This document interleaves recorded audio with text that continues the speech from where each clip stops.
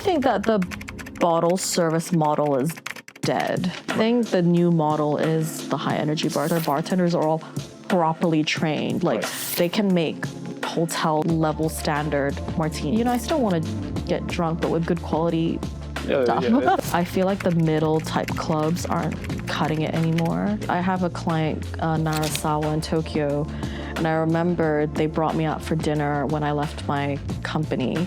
And they're like, we want you to join us. I'm like, why? Like, you're the top restaurant in Japan. Like, you don't need someone from Singapore. And they're like, I don't think it's the skills that we want. It's I first met you, right, in Fly Hong Kong when that was damn long ago.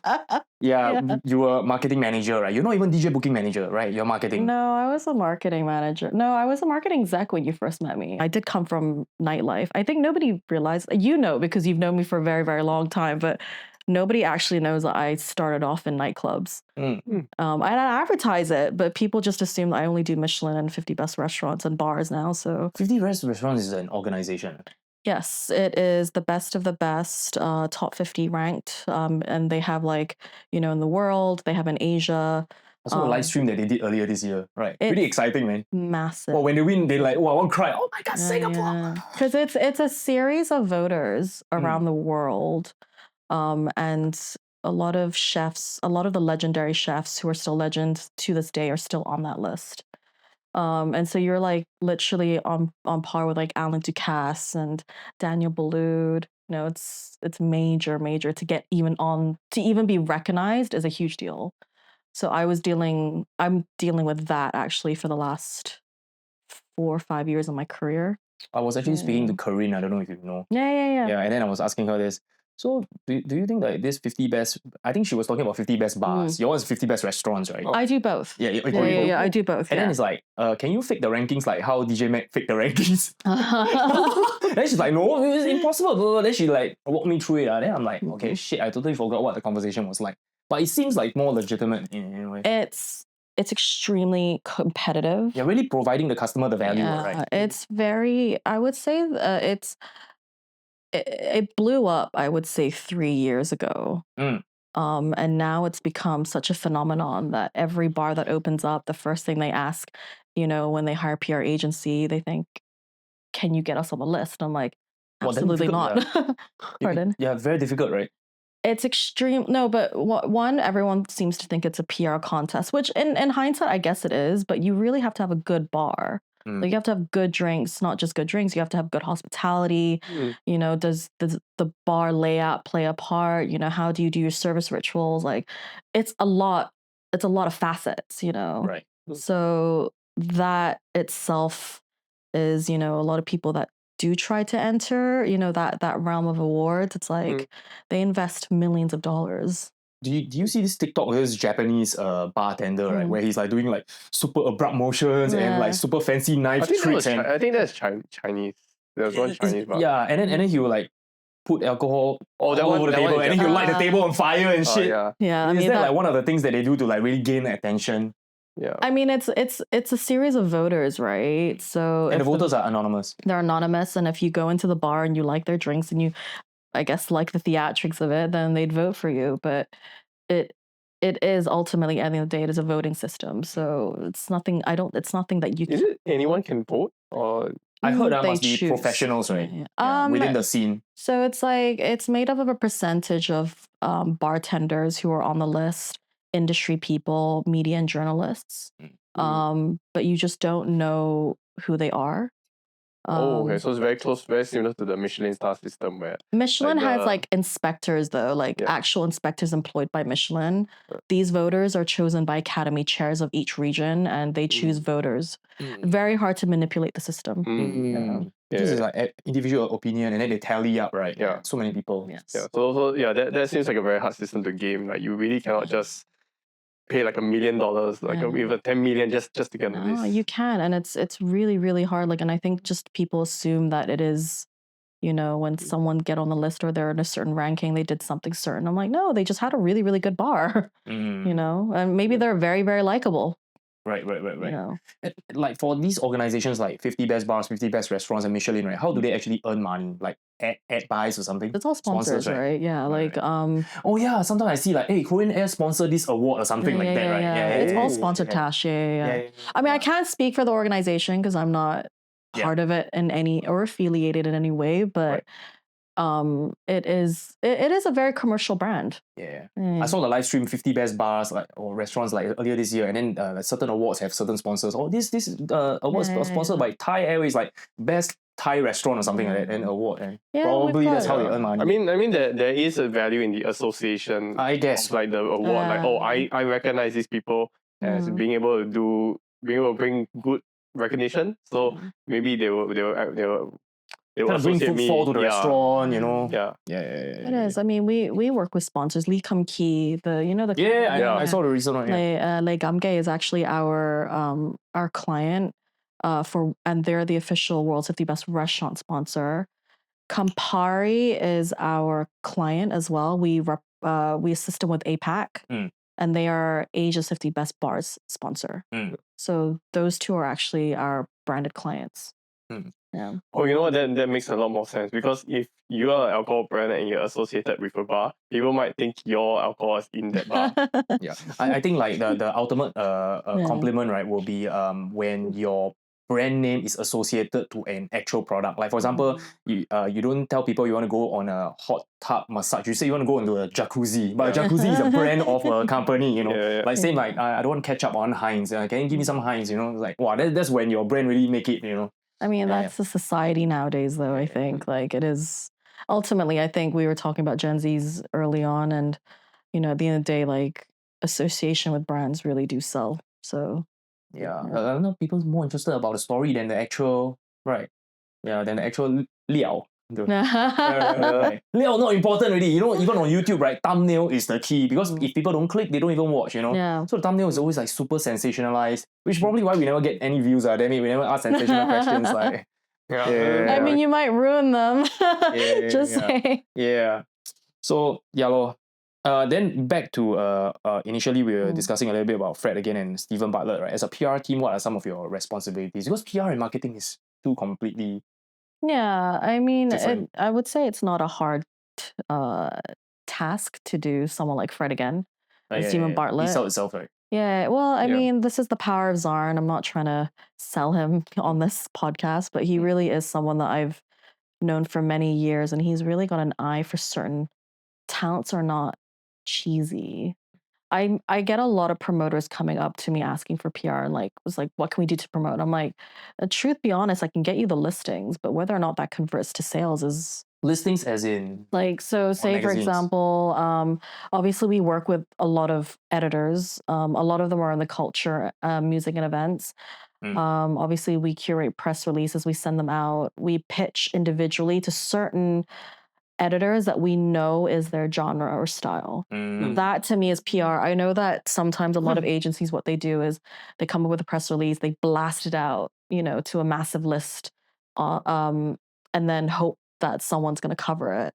But I try to be a little bit more, you know, a little bit more of a personal approach. Like customized for the... Yeah, like say for example, Indra, I don't know if you know. Of course. We met him. You were talking about your sneakers, dude. Oh yeah. Every day they compliment each other's sneakers. We meet 3 weeks in a row. Every week, hey, this guy. And then it's like, hey, what shoe you wearing today? Yeah, he's like a massive nerd for like music. Yeah. He loves music, but you know, you gotta... He obviously he gears towards a little bit more towards like the older.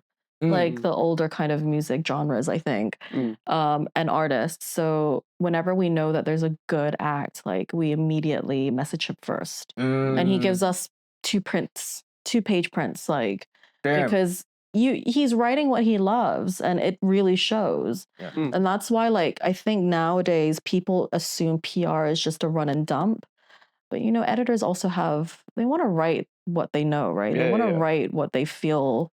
Like, you know, so I mean, you wouldn't pitch, say, for example, when's this podcast coming out? Because I've got an act.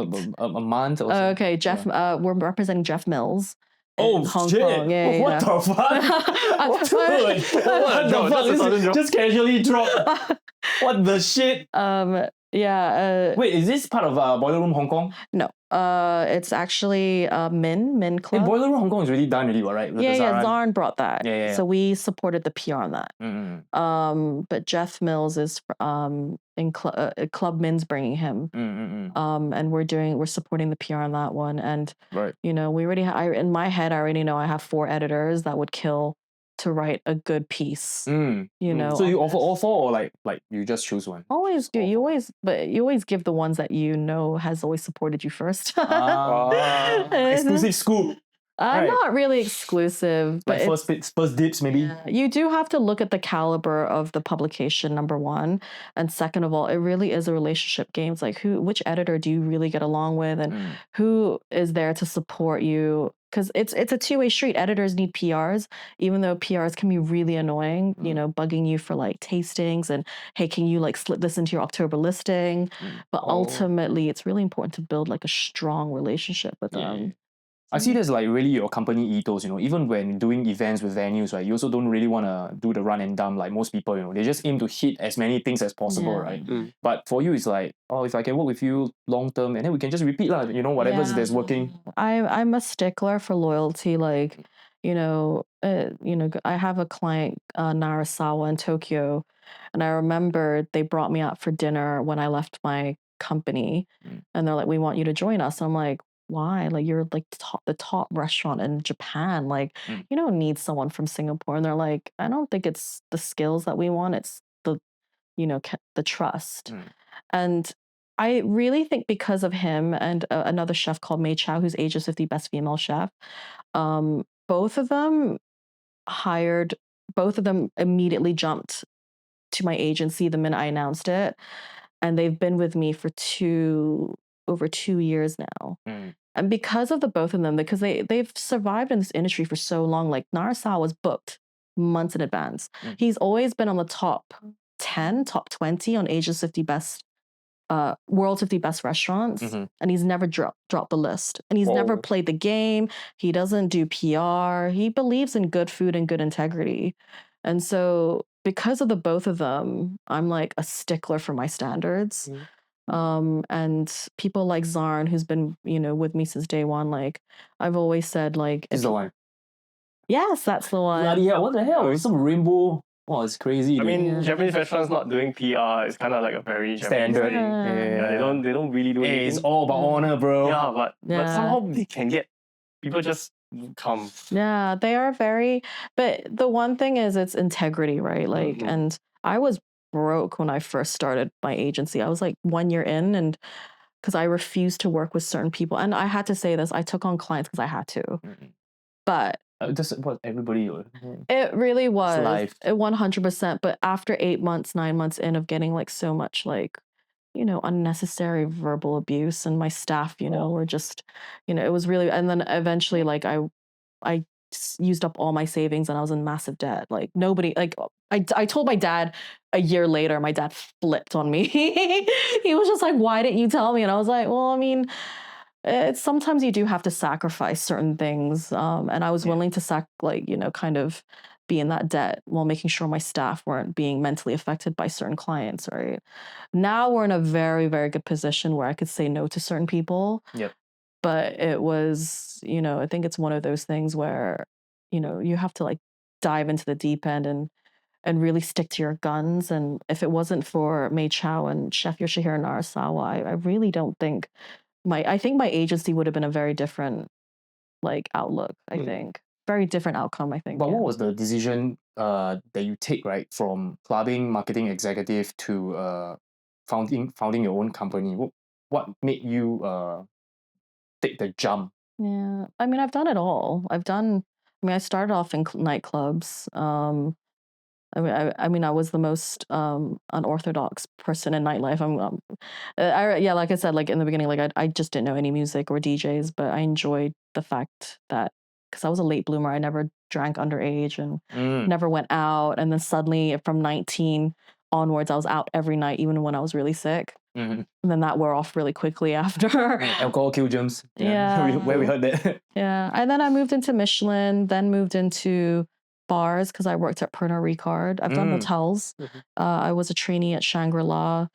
And then, I moved to Singapore to do World's 50 Best Restaurants. And Zarn actually made me relove nightlife again, because when we did Mandala Weekender at MBS with Khalees and Breakbot and Rudimental, like it made me remember, Why you started all this, man? Yeah. Oh man. and then Music is just the thing, lah. You don't make money, but you just keep getting sucked into it, Oh man. But it really did remind me of how much I missed the nightlife. Like not talking about the clubbing or anything like that. It's more about, the music and meeting music artists like you guys. Like I know shit about music. Like I think one time one of my friends was like, "What do you think about this genre?" And I'm like, "I have no idea what the hell you're listening to." And it was psytrance, I think. Oh no, that's a weird genre anyways. No, but it's a huge thing in Hong Kong. But it was like blaring. Like I could not tell you what it was. But I mean, as long Could as you it guys be, love it. right? As a business person in the day, you are dealing with so many people. They are all wearing so many different kinds of masks. But at night, everybody is chill, and they can free to be themselves. I think the whole, how media kind of explains, clubbing is dead and Gen Zs aren't drinking anymore, which is very true. But I'm just like, people have to live a little bit. Do you think the whole not drinking, not clubbing is a performative act? Oh yeah, man, that's a new trend, dude. Yeah, like the performative. Oh, look at me. I'm so. I love Labubus, bro. I'm so. What is it? Like I'm not such a. I'm clean. Degenerate. I'm very clean. Like you can trust on me. I mean, I think the generation is very different, and we're all on social media. Even I'm getting brainwashed by looking at all these memes and these like self-help quotes where it's like, at 25 you should be an entrepreneur, you live your life. I mean, that's bullshit for me. Like I truly believe the reason why people succeed is not just entrepreneur. It's not just hard work. It's experience. It's having a network. Like we see a lot of copycat agencies in Hong Kong now. In Singapore, it's always been quite competitive with our formats, but in Hong Kong, we have competitors charging 1/4 of the price. Not even 1/4, below 1/4. You can never win a price war, man. No, you can't. But this is where I told my team, I was like, listen, we stick to what we're doing. We're on the right trajectory. Like our clients love us. We have big clients, But what I was saying is, I think social media has taught the young generation that you can make it on your own if you've got the hustle. And I'm like, I spent 10 years building my network. That is how we succeeded in 2 years. Like, but then you see other people like undercutting each other because they think that that's the only reason to get clients. And it sucks because it ruins it for the rest of us. But I mean, that's business. That's what my dad always tells me, actually, whenever I complain to him. It's like, that's life. Like the Narisawa example that you gave was a pretty good one. Like he don't need your expertise. He can hire anybody in this planet, right? But the thing is, he chose you for the relationship, for the trust. That's huge, man. And last time, when I was younger as an artist, right, we view like this kind of PR as like very like you're not good at what you do, so you need to like PR with people, right? But as I grow older, right, I realize, right, you need to be at the top of your A game, and when you're in the A game circle, right, everybody is as good as you, so how do you stand out? Like, for example, if I'm David Guetta, fuck, now I got Martin Garrix, I got fucking Sven Vav, I got Solomon, everybody's fighting with me, right? How do I one-up them? And it's personal relationships, connections, and a lot about luck, actually. Yeah, it really is. And people, I remembered my Singapore team, because I've never, skills wise, I've never been more impressed by Singaporeans. Like when I got here, I was like, oh my God, like why is everyone so good? Like from paid ads, from creatives to event production, they execute everything to a T. And when I started expanding my Singapore team, I was interviewing all these candidates. And the one thing I realized was nobody understood people. everyone understood efficiency. Yeah. We covered this on so many Yeah. podcasts, man. It's because in Hong Kong, my team goes out every night. Like I've got 2 boys. They're very well known in the industry. And they love music. So they go out a lot. And, it's all about personal relationships, networking. Here, it is very standardized where we kind of like knock stuff out the park. But it's, like I brought both cultures and made them copy each other.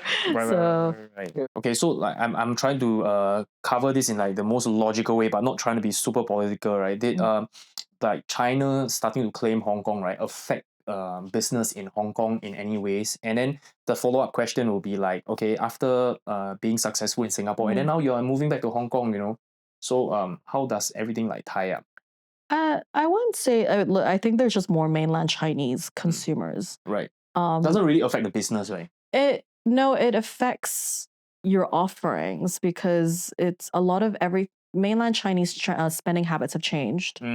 But second of all, they're all on a different social media platform called 小红书, a Little Red Book. Yeah.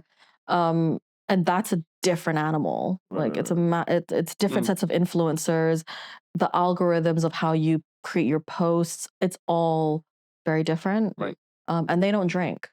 They don't drink. No. They have one cocktail. Hong Kong people drink, man. Yeah. Damn. If it's a 50 best bar, they'll go and they'll line up. They'll have one drink and then they'll go. But what do they really consume? Anything for their Little Red Book page. Yeah, everything is really Little Red Book focused. No, but you do get some consumers that really are discerning and know their stuff. But a lot of it is it's just mass. It's quantity. But yeah, like I don't. For me, I have a girl who does Little Red Book, and she teaches me new things every day. She's like, this bracket of spenders, they only care about how the plate looks. Like maybe we should gear towards a post that looks a little bit more prettier, or these types of discerning customers that we're targeting, they care more about organic. So in a rising competition and saturated market, how do you stand out with this recession and with recession going on? I mean, it's really, like I said, it took me 10 years to build my network. Majority of the clients that you see with us are all my personal relationships. They jumped with us the minute, one, we had to prove ourselves in the industry, and second of all, it's really about knowing people. Like everyone on my team, I never interviewed any of them. I just knew. I know. You know them before. Not just knew them before. I could speak to them in like 2 minutes and already could tell whether or not you'd be right. It's a gut instinct knowing the fact that are you able to work with the rest of the team? Are you likable? Are you going to show up and be accountable for our big names? Like things like Stephen Bartlett with Zarn, that's a huge deal for us. Like, are you not going to mess this up? Like, are you going to show up to work? Are you going to do it justice? Are you not going to take advantage? I think the real thing is you create a work environment for your staff to thrive in.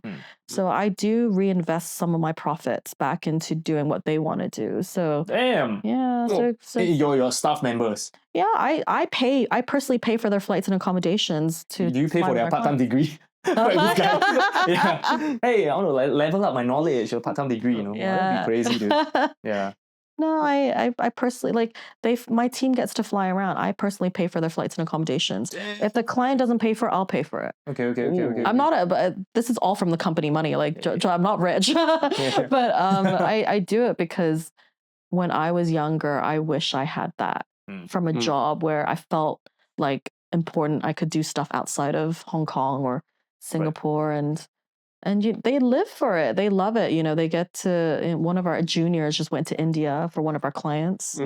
And she's really young, but she's mature beyond her age. But at 25 years old, that's something that I don't think another agency would ever give her, I presume. Yeah, and oftentimes as an entrepreneur, you are like, oh, should I make this decision? But this decision looks equally plausible, right?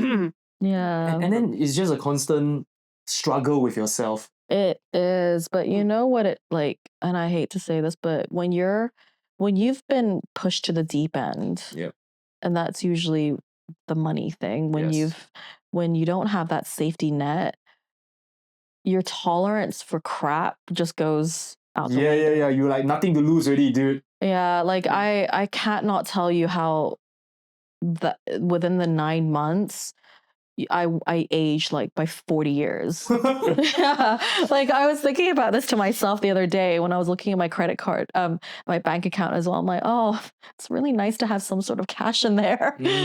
But because money is just an object for you now, it's a tool. It's a tool, it's a variable, and that's why I'm not afraid to lose it anymore, because I've done it once and I've been like hit really hard. And that's why I think as entrepreneurs, if you look at your day to day and you look at the money and you're so hard on making hard margins, I think it's great to make sure that it's important to have those margins, because obviously you want the survival of the agency to make sure that, you don't run out of money.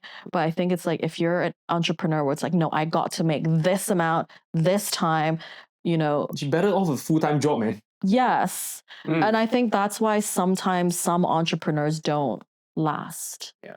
You can't care about the bottom line materialistically. And that's why going back to creating a certain brand, that's important to me.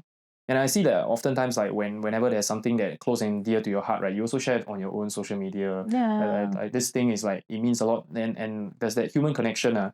I think some people are like, oh, like I had one person come up to me like, you seem like you really, really love your clients. And I'm like, yeah, because it's personal for me. But that also, it's a weakness. When you don't make it about business and you make it personal, when your client leaves you, it'll send me into, like, I'm dreading to the day one of my team members resign. Yeah. Like, I am dreading it because, like, eventually. It's very common, right, among Gen Zs where they drop hop. Yeah. But we've found Gen Zs who reminded of me actually when I was like their age. But very free-spirited. But eventually free-spirited people, they'll need to find something else that fulfills them. Yes. It's not necessarily about the money or the job anymore. It's just what's new or what's next. And I've never, even 2 years ago when I started it, I never wavered on that promise. Like, I've always said that when the business grows, so does a team. And I try my very, very best to give, even if they don't ask me for salary raises, I give it to them, because they should be paid their worth. But I think there's some people out there that really do take the piss. Right. Yeah, a lot of companies, like we were discussing about this, like 2 persons quit, right? Then the boss will be like, hey, this guy's good. Let this guy thank 3 persons job, something like that. It's very common, right? Yeah, it's like if you give like your best performing worker more work because you think he can handle, at some point you're just going to give him too much without even realizing. I mean, to be honest, if I wanted to triple my margins, I could probably do that to my team. But it breaks my heart every time I see them work past 6. I was just like, just go home. And they're like, but we have so much work. And they're the ones who actually want to work overtime. So I'm like, okay, but I mean. Well, that's the best.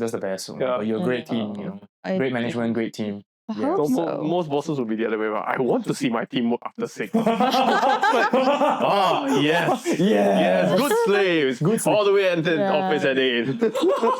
I mean, honestly, it would solve. I could probably like be settled if I really did, but then I'd have no staff. So yeah.